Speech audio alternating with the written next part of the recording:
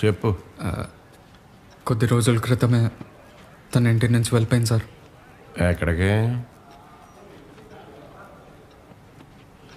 నాకు ఇష్టమైన వాడితో వెళ్ళిపోతున్నా అని చెప్పేసి వెళ్ళిపోయింది సార్.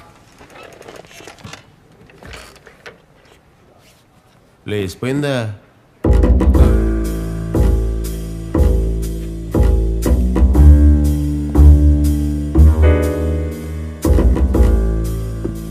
మరి పోలీస్ కంప్లైంట్ ఎందుకు ఇవ్వలేదు?